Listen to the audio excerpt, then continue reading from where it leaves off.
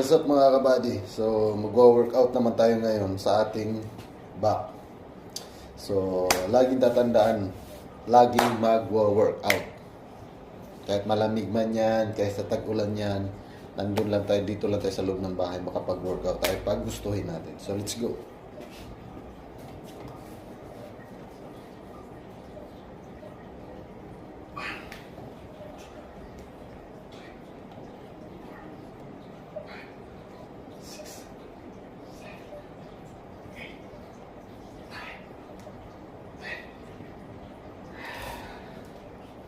So, yan.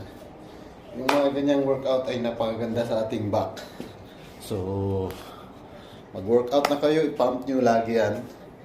Kahit saan man kayo magpunta. So, kailangan natin mag-workout.